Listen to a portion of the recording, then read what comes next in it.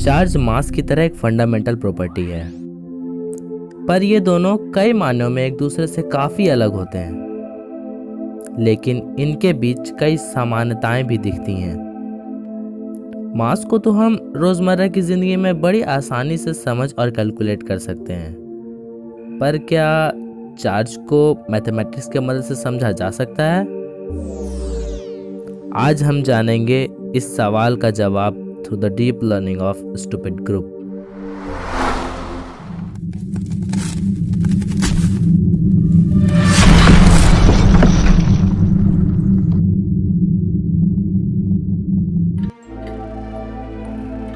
जब मैं छोटा था मुझे बिजली के उपकरणों के साथ खेलना बहुत पसंद था। अक्सर खेलते समय मुझे चिंगारियां दिखती थीं। तब मेरा दिमाग अचानक इसे आसमान की कड़कती बिजलियों से डायरेक्टली जोड़ देता, पर दोनों की ताकत में अंतर देखकर मेरा मन ये मानने के लिए बिल्कुल तैयार ही नहीं होता कि दोनों के होने का कारण एक साधारण चार्ज कैसे हो सकता है। एक तरह से देखें तो हम शॉर्ट सर्किट और लाइटनिंग को एक कैटेगरी में रख सकते हैं, पर शायद हमारा मन इसे मानने को तैयार न हो, क्योंकि एक तरफ लाइटनिंग किसी को पूरी तरह जलाकर खाक करने की ताकत रखती है, तो वही दूसरी तरफ शॉर्ट सर्किट से निकली चिंगारी को शायद हम महसूस भी ना कर सकें।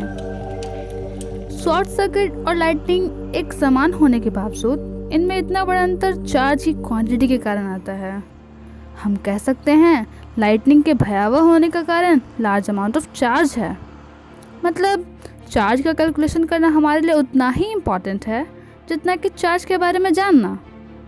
तो क्या हम किसी ऑब्जेक्ट में कितना चार्ज है इसका मेजरमेंट कर सकते हैं? चार्ज को मेज़र करना काफ़ी आसान है। इसको मेज़र करने के लिए यह जानना ज़रूरी है कि किसी ऑब्जेक्ट को न्यूट्रल होने के लिए उसमें कितने इलेक्ट्रॉन्स की कमी है या फिर कितने इलेक्ट्रॉन्स एक्सेस में हैं, और फिर प्राप्त संख्या में जब एक इलेक्ट्रॉन के चार्ज से मल्टीप्लाई कर दें तो हमें उस ऑब्जेक्ट में प्रेजेंट चार्ज के अमाउंट का पता चल जाएगा। सुनने में यह जितना आसान लग रहा है उससे कहीं ज़्यादा यह मुश्किल काम है। सबसे पहले हम इलेक्ट्रॉन की संख्या को गिनेंगे कैसे? चलो एक पल मान भी लिया कि किसी तकनीक से हमने इलेक्ट्रॉन की संख्या को गिन लिया, पर इलेक्ट्रॉन के चार्ज का पता कैसे चलेगा? Ryerson physical laboratory, university of Chicago, year 1909।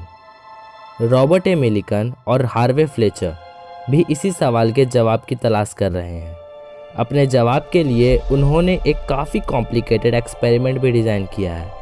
इस एक्सपेरिमेंट को समझने से पहले हमें उनके apparatus के डिज़ाइन को समझना होगा।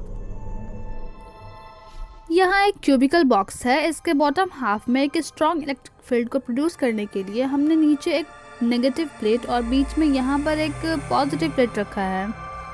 यहाँ एक खास बात है कि इन प्लेट्स के बीच हज़ारों वोल्ट्स का पोटेंशियल डिफरेंस है, जो कि एक स्ट्रॉन्ग इलेक्ट्रिक फील्ड बनाने के लिए काफ़ी है। यहाँ नीचे एक होल से माइक्रोस्कोप की मदद से हम अंदर की गतिविधियों पर नज़र रखेंगे। ऊपर यहाँ से ऑयल के छोटे छोटे ड्रॉपलेट्स को अपर चैम्बर में स्प्रे करने के लिए एक ऑयल स्प्लिटर को लगाया गया है, और यहाँ पॉजिटिव प्लेट के बीचों बीच एक और होल किया गया है ताकि ऑयल ड्रॉपलेट्स बड़ी आसानी से अपर चैम्बर से बॉटम चैम्बर में आ सके। और यहाँ नीचे के हाफ बॉक्स में एक और होल है जिससे एक्स रेज को पास किया जाएगा ताकि वहाँ प्रेजेंट एटमॉस्फेयर को आयनाइज किया जा सके। अब हमारा apparatus पूरी तरह से तैयार है। शायद हम इलेक्ट्रॉन्स के ऊपर प्रेजेंट चार्ज की तलाश में आधे रास्ते पर पहुँच चुके हैं। चलिए अब एटमाइज़र को दबाते हैं। ऑयल के टाइनी ड्रॉपलेट्स एटमाइज़र के नोजल से होते हुए अपर चैम्बर में एंटर करते हैं। यहाँ पर टाइनी ड्रॉपलेट्स अपनी मास की वजह से नीचे गिरने लगते हैं, और कुछ ड्रॉपलेट्स वहाँ प्रेजेंट होल की हेल्प से नीचे वाले चैम्बर में पहुँच जाते हैं। बॉटम चैम्बर में एक्स रेज हैं और इसी कारण यहाँ की दिशा कुछ बदली सी है। यहाँ के एटमॉस्फेयर में प्रेजेंट एटम्स आयनाइज्ड हैं और कुछ इलेक्ट्रॉन्स अपने पेरेंट एटम को छोड़कर बाहर रैंडमली मूव कर रहे हैं। वहाँ पर पॉजिटिव और नेगेटिव चार्जेस बराबर मात्रा में प्रेजेंट हैं। अब अपर और लोअर प्लेट्स में कुछ पोटेंशियल डिफरेंस अप्लाई किया जाता है। इस पोटेंशियल और अपने मास के कारण पॉजिटिव चार्जेस बहुत कम समय में ही नीचे के प्लेट से जाकर चिपक जाते हैं, लेकिन नेगेटिव चार्जेस यानी इलेक्ट्रॉन्स दो अपोजिट डायरेक्शन में फोर्स लगने के कारण धीमी गति से ऊपर की ओर बढ़ रहे हैं। अभी ऑयल ड्रॉपलेट्स नीचे वाली चैम्बर में आ ही रहे थे कि इलेक्ट्रॉन्स उनसे चिपक जाते हैं। याद रहे हमने ऑयल ड्रॉपलेट्स पर नज़र रखने के लिए एक माइक्रोस्कोप लगाया है। एक तरफ हमारी नज़र टाइनी ड्रॉपलेट्स पर है तो वही दूसरी तरफ हम पोटेंशियल डिफरेंस को इस प्रकार वैरी करते हैं कि ऑयल की छोटी छोटी बूंदें प्लेट्स के बीच आकर सस्पेंड हो जाती हैं। इस एक्सपेरिमेंट की जर्नी में अक्सर लोगों के अंदर एक डाउट होता है कि आखिर ऑयल को ही एक्सपेरिमेंट में क्यों यूज़ किया गया, कुछ और क्यों नहीं। मिलिकन भी शायद इसी डाउट में होंगे और इसीलिए ऑयल यूज़ करने से पहले उन्होंने भी वाटर का यूज़ किया था। उनके वाटर वाले ट्रायल में उन्हें बहुत समस्याएं हुई। उनके मेजरमेंट स्टार्ट करने से पहले ही वाटर इवापोरेट हो जा रहे थे। इसका मतलब उन्हें एक ऐसे लिक्विड की ज़रूरत थी जो एक्सरेज और लाइट की हाई इंटेंसिटी को सहने के बावजूद भी इवापोरेट ना हो। और तभी उनके एक ग्रेजुएट स्टूडेंट हार्वे फ्लेचर ने ऑयल का सुझाव दिया, जो कि एक्सरेज की हाई इंटेंसिटी को सहते तो थे ही बल्कि एटोमाइज़र की हेल्प से वे काफ़ी टाइनी पार्टिकल्स में भी कन्वर्ट हो सकते थे।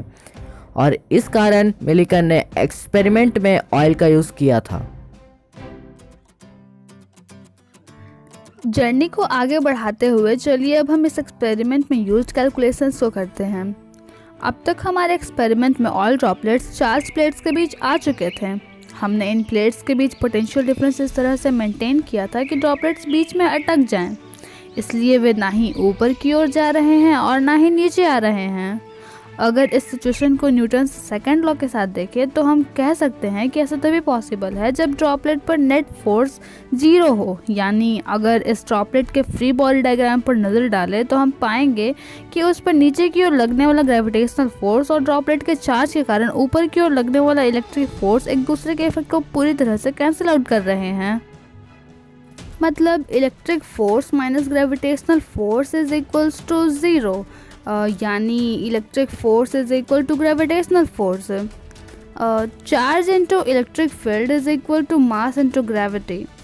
चूँकि दो पैरेलल प्लेट्स के बीच का इलेक्ट्रिक फील्ड उनके बीच potential difference divided by distance between them के बराबर होता है, तो charge into potential difference divided by distance is equals to mass into gravity. इसलिए charge on the droplet is equals to mass of the droplet multiplied by distance between the plates multiplied by gravity का whole divided by the potential difference between the plates। इस equation की मदद से हम हर droplets पर present charge के बारे में बता सकते हैं, पर यहाँ एक समस्या है, हमें ड्रॉपलेट्स के मास के बारे में कोई जानकारी नहीं है। मास को कैलकुलेट करने के लिए हमें एपेटस के इलेक्ट्रिक फील्ड को हटाना होगा। तो ठीक है, मैंने करंट के सप्लाई को कट कर दिया। अब हम बड़ी आसानी से देख सकते हैं कि हर ड्रॉपलेट्स अपने मास के कारण नीचे की ओर गिर रहा है। यहाँ ध्यान देने वाली बात यह है कि नीचे गिरने की वेलोसिटी एक कांस्टेंट वैल्यू होगी, जिसे हम टर्मिनल वेलोसिटी कहते हैं। अब आप सवाल करेंगे कि ग्रेविटेशनल फोर्स होने के बावजूद एक्सेलरेशन 0 कैसे हो सकता है। जब हम ड्रॉपलेट के फ्री बॉडी डायग्राम को देखें तो पाएंगे कि हर ड्रॉपलेट पर 3 तरह के फोर्स एक्ट कर रहे हैं। मास के कारण ग्रेविटेशनल फोर्स उसे नीचे खींच रही है, तो एयर की बायोंसी उसे नीचे आने से रोक रही है। वहीं तीसरी फोर्स जो यहाँ अहम भूमिका निभाती है वह है विस्कस फोर्स। अगर हम स्टोक्स लॉ के अनुसार बताई गई विस्कस फोर्स को देखें तो हम पाएंगे कि विस्कस फोर्स इंस्टेंटेनियस वेलोसिटी के डायरेक्टली प्रोपोर्शनल है। जैसे जैसे ग्रेविटेशनल फोर्स किसी पार्टिकल के वेलोसिटी को बढ़ाती है, वैसे वैसे विस्कस फोर्स भी बढ़ता है। एक समय ऐसा आता है जब ऊपर की ओर लगने वाला फोर्स नीचे की ओर लगने वाले फोर्स के बराबर हो जाता है और पार्टिकल कांस्टेंट वेलोसिटी से मूव करने लगता है, और उसे ही हम टर्मिनल वेलोसिटी कहते हैं। हमारे एक्सपेरिमेंट के केस में ड्रॉपलेट सिर्फ कुछ ही मिलीसेकंड में अपने टर्मिनल वेलोसिटी को हासिल कर लेता है और इसलिए हमें ऐसा लगता है कि ड्रॉपलेट्स पूरे रास्ते भर कांस्टेंट वेलोसिटी से मूव कर रहा हो। टर्मिनल वेलोसिटी कैलकुलेट करने के लिए किसी सिंगल ऑयल ड्रॉपलेट को ऑब्जर्वेशन में लाना होगा। हमें माइक्रोस्कोप की हेल्प से देखना होगा कि वह कितने समय में नीचे की ओर कितना डिस्टेंस ट्रैवल कर रहा है। चलिए सुविधा के लिए हम मान लेते हैं कि वह ऑयल ड्रॉपलेट टी टाइम में एल डिस्टेंस चलता है, वो भी पोटेंशियल डिफरेंस के एब्सेंस में। मतलब उसका वी टी यानी टर्मिनल वेलोसिटी होगा एल डिवाइडेड बाई टी। सफ़र में आगे बढ़ते हुए चलिए अब हम उस ऑयल ड्रॉपलेट के मास को कैलकुलेट करते हैं। इसके लिए हमें उस ड्रॉपलेट के फ्री बॉडी डायग्राम की झलक देखनी होगी। हम जानते हैं हमारा ड्रॉपलेट कांस्टेंट वेलोसिटी से नीचे की ओर बढ़ रहा है। अगर Newton second law of motion के लिहाज से देखें तो ऊपर लगने वाला फोर्स नीचे वाले फोर्स के बराबर होना चाहिए, इसलिए ग्रेविटेशनल फोर्स बायोंसी और विस्कस फोर्स के सम के बराबर होगा।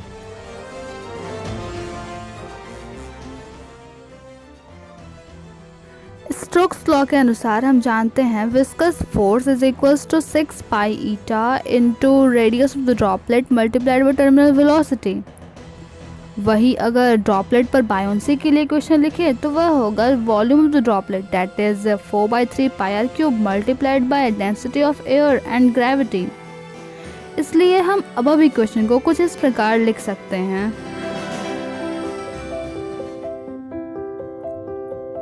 आगे बढ़ने के लिए हमें मास पर ध्यान देना होगा। Mass is equal to density multiplied by volume. मतलब ड्रॉपलेट के मास के लिए ऑयल की डेंसिटी से ड्रॉपलेट के वॉल्यूम को मल्टीप्लाई करना होगा। मैथमेटिकली हम कह सकते हैं कि mass is equals to volume of droplet that is 4/3 pi R cube multiplied by density of the oil that is rho oil. Finally अगर हम अपने इक्वेशन को लिखें तो वह कुछ ऐसा होगा, यानी आर स्क्वायर बराबर 6 pi eta into terminal velocity by 4/3 pi into gravity into rho oil minus rho air. अब यह एक्सप्रेशन हमें किसी भी ड्रॉपलेट का रेडियस बताने में सक्षम है। तो चलिए अब हम फिर से अपने प्रीवियस सिचुएशन पर चलते हैं जहां हमारा ऑयल ड्रॉपलेट एक निश्चित पोटेंशियल डिफरेंस पर एयर में लटका हुआ था। तो वहां हमारे पास एक इक्वेशन था, charge multiplied by electric field is equals to mass into gravity. और यहाँ फिर से हम m यानी मास को volume multiplied by density of oil लिख सकते हैं। इसलिए charge into electric field is equals to 4/3 pi R cube multiplied by density of oil into gravity. अगर हम अपने ऊपर के एक्सप्रेशन से रेडियस का वैल्यू अपने प्रेजेंट इक्वेशन में रखें तो हमें कुछ ऐसा इक्वेशन मिलेगा। और इस इक्वेशन की हेल्प से हम उस ड्रॉपलेट पर प्रेजेंट चार्ज को निकाल सकते हैं और यह कुछ ऐसा होगा। तो फाइनली हमें एक ऐसी इक्वेशन मिल चुकी है जिसकी मदद से हम किसी भी ड्रॉपलेट पर प्रेजेंट चार्ज की वैल्यू को बड़ी सहजता के साथ बता सकते हैं। और हमने अपने एक्सपेरिमेंट का पूरा सेटअप इसी को निकालने के लिए बनाया था। पर मिलिकन तो एक स्टेप और आगे ही बढ़ गए। उन्होंने एक नहीं, दो नहीं, बल्कि इस फॉर्मूले से कई ड्रॉपलेट्स के चार्ज को निकाला और बैठ गए कंपैरिजन करने। हमें एक बात नहीं भूलना चाहिए कि हर ड्रॉपलेट्स पर a नंबर ऑफ इलेक्ट्रॉन्स के कारण चार्ज है। मतलब हर ड्रॉपलेट्स पर प्रेजेंट चार्ज इलेक्ट्रॉन के चार्ज का इंटीग्रल मल्टीपल होगा। इस बात को ध्यान में रखते हुए मिलिकन ने हर ड्रॉपलेट्स के चार्ज का हाईएस्ट कॉमन फैक्टर निकाला, जो प्रोबेबली एक इलेक्ट्रॉन के चार्ज के बराबर होगा। और इस तरह उन्हें जो वैल्यू मिला वह 1.5924 इंटू 10⁻⁻19 कूलम था, जो कि आज के एक्सेप्टेड वैल्यू यानी 1.6 इंटू 10⁻⁻19 कूलम के विदिन 1% में है।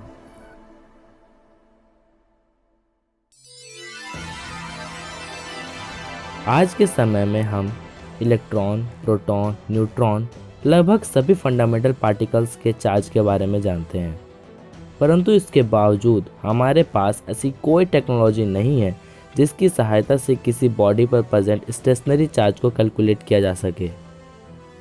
शायद इसीलिए चार्ज हमारे 7 फंडामेंटल क्वांटिटीज़ में नहीं है, बल्कि इसकी जगह पर वैज्ञानिकों ने इलेक्ट्रिक करंट को फंडामेंटल क्वांटिटी बनाया है।